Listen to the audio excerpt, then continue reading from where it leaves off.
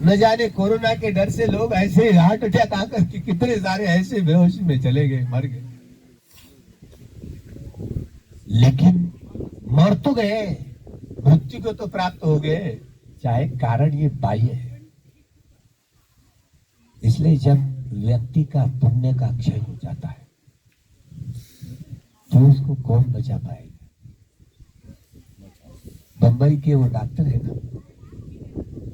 पता नहीं वो कोरोना की ट्रीटमेंट कर रहे तो बाप बेटे पिछले साल ही शादी हुई थी शायद, चले गए। टिटवाला खड़ावली चले, क्या करें? अब इतना ही नहीं, परसों बड़ा पैसे वाला लड़का नागपुर में सारी ट्रीटमेंट, यहाँ की इंडिया की ट्रीटमेंट, अमेरिका की ट्रीटमेंट, चाइना से मंगवाई, फिर भी उन्होंने नहीं बच पाया। बहुत डॉक्टरों ने बहुत पैसा खर्चा किया, पैसा था लेकिन नहीं बच पाया। मुझे फोन आया, अब पता नहीं सरकत चल रही है, जब डेटा आएगा होगा, समय है इसके लिए, लेकिन प्रयत्न तो जारी है। बड़े लगातार परिश्रम कर रहे लोग निश्चित रूप से, लेकिन महामारी भी है, इसे नकारा नहीं जा सकता।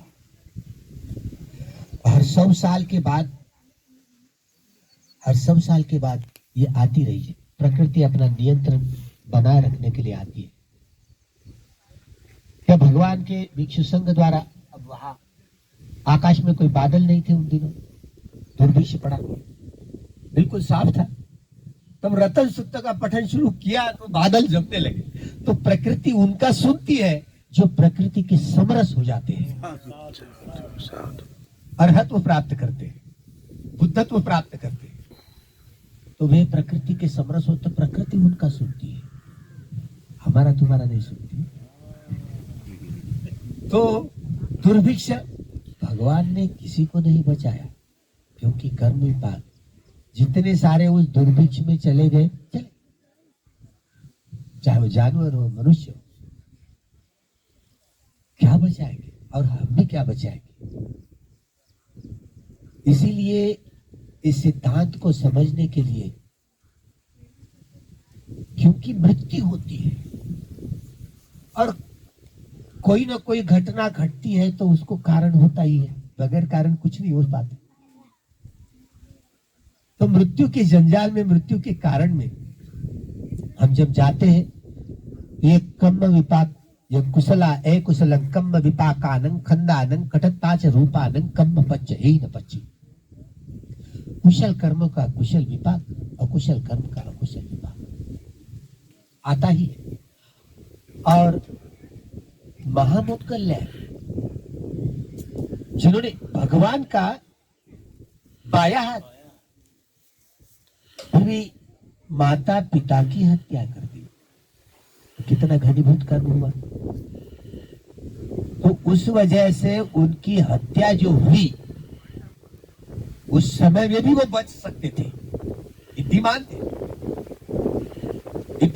बच सकते थे, लेकिन उन्होंने जान लिया कि यह मेरा कर्म विपाक, टुकड़े टुकड़े नहीं, खीमा खीमा कर रखा है और चद्दर में बांध दिया, फिर भी उन्होंने शरीर त्याग नहीं किया।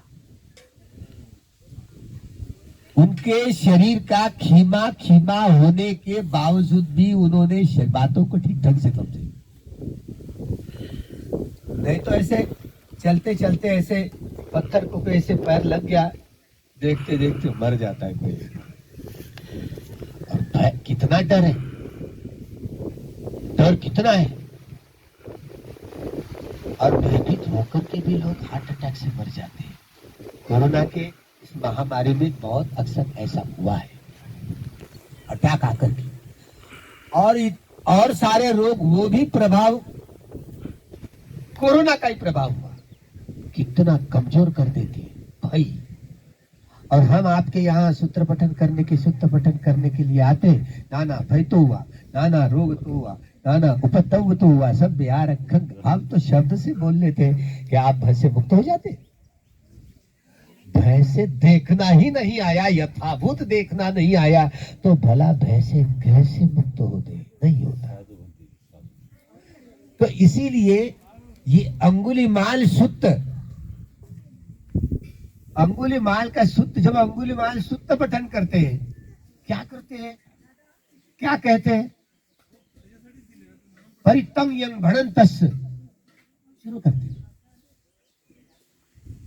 निशिन्न ठान धोबनं ऊदकंपी प्रकाश सब्बंगेवं परिसं स्वत्तिना गब्ब उत्थानं यंच साधेति तं खड़े धेरस्य अंगुलीमालस्य लोकनाथेन भासितं कप ठाई महातेजं परितं तं गणा।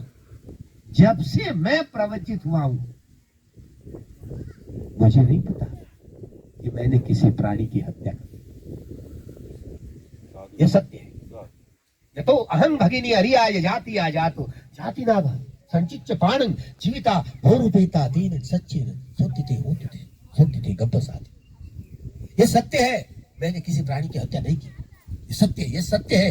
यह सत्य वचन से भगिनी तेरा मंगल हो जाए, तेरे गर्भ का भी मंगल हो जाए। और हुआ तो उस भगिनी ने ध्यान किया, अनित्य बोध पुष्ट हुआ, दुख बोध पुष्ट हुआ और सुख रूप से डिलीवरी हो गई। भगवान के पास गया, दिक्कत है ना, एक शोतापत्ति फल था उस समय।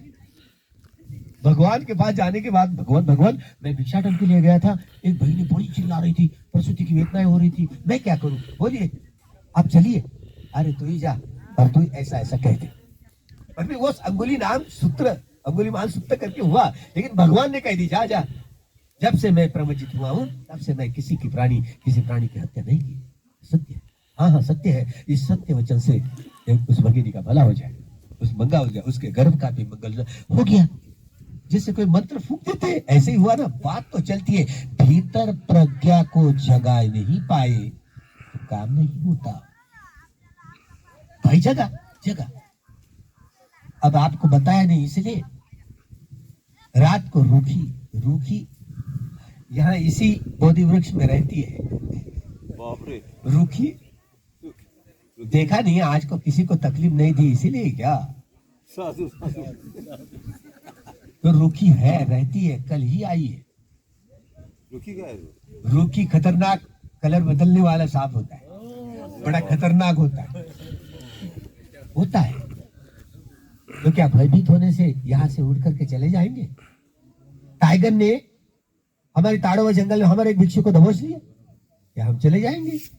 नहीं भाई, हमारा ही कोई मित्र होगा, गलती से वो बेहोशी में चला गया, टाइगर करके जन्म लिया।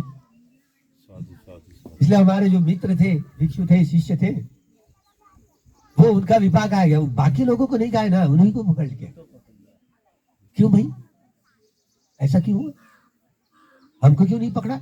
हमने भी तो देखा, उसके बाद भी देखा, हमको नहीं पकड़ा। क्या भाई कि हमारे चले जाएंगे? देखना है तो ये युद्ध भूमि है।